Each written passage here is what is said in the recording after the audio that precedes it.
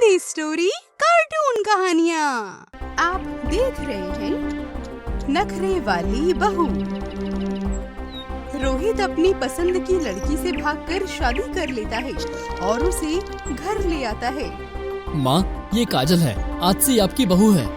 अरे कमबख्त मूर्ख, तुझे इसलिए शहर भेजा था क्या कि तू ये सब करके आए? अरे तुझे पढ़ने भेजा था या मेरे लिए बहू लाने? माँ, क्या करता, अब ये मुझे पसंद आ गई तो मैंने शादी कर ली।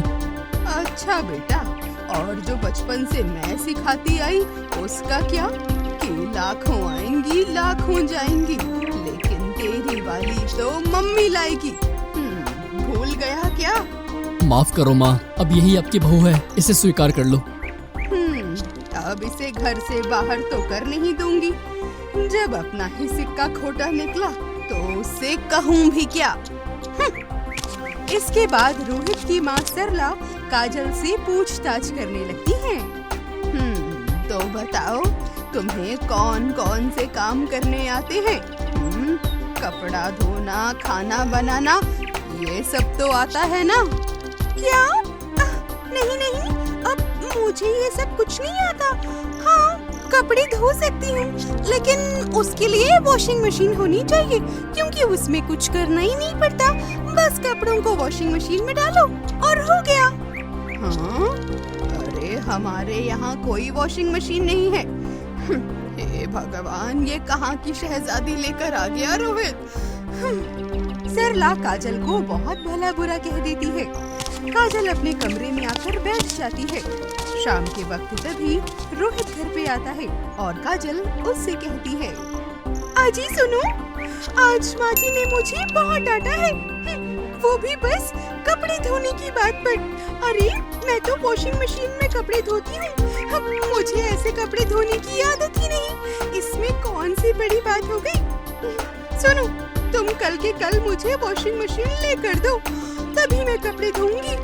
अरे अब मैं इतनी जल्दी वॉशिंग मशीन कहाँ से खरीदूं? मैं नहीं जानती ये सब। देखो, तुम्हारे बार बार कहने पर ही मैं यहाँ पर आई हूँ, तो इतना सब तो तुम्हें करना ही पड़ेगा, समझे?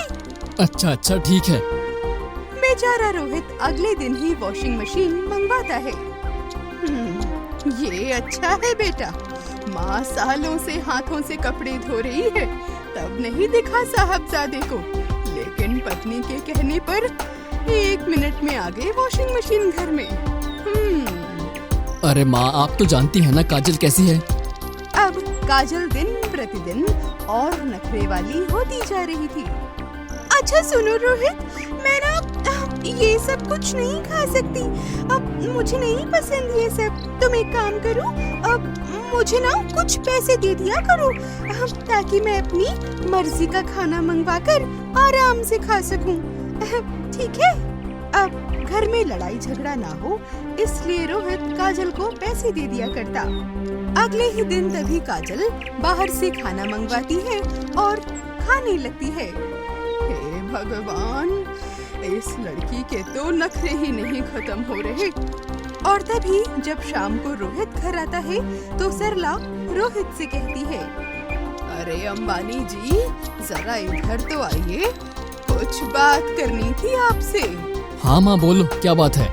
अरे माँ के बच्चे, ये सब क्या हो रहा है घर में? तेरी पत्नी हर रोज बाहर से खाना मंगवा कर खाती है। अरे कितना फिजूल का खर्चा हो रहा है इसमें।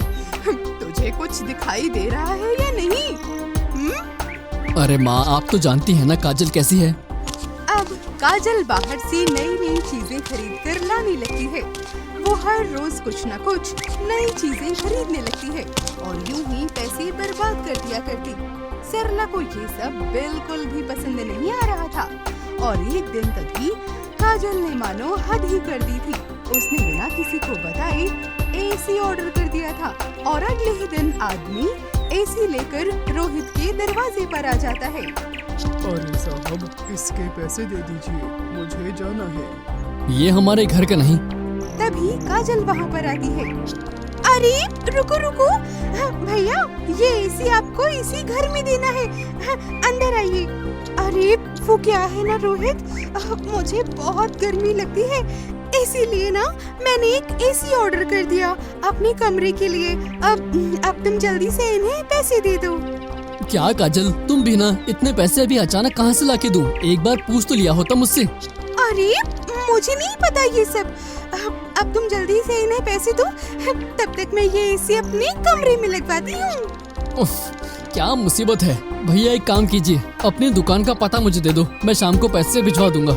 जी ठीक है। वो लोग एसी लगाकर वहाँ से चले जाते हैं और इतने में सरला वहाँ पर आती है।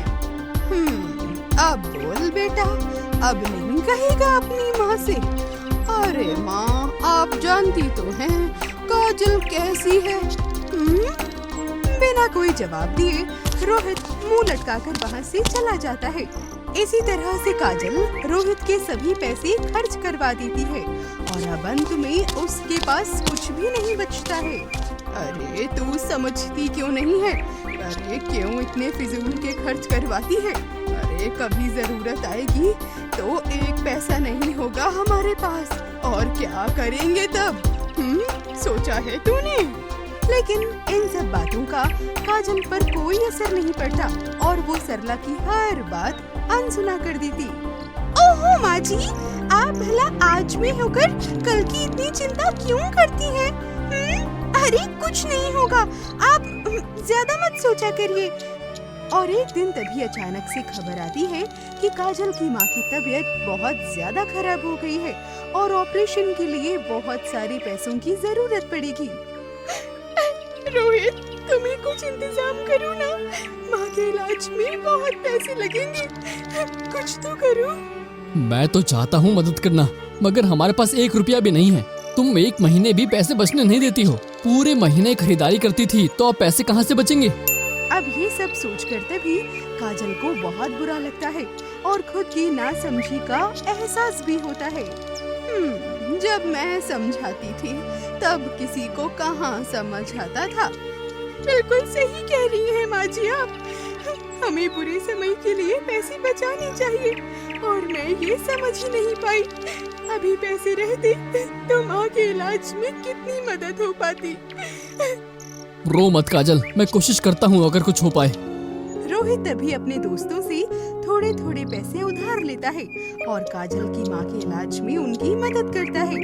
काजल की माँ का इलाज हो जाता है और इसी के साथ काजल को भी ये सारी बातें अब समझ आ जाती हैं।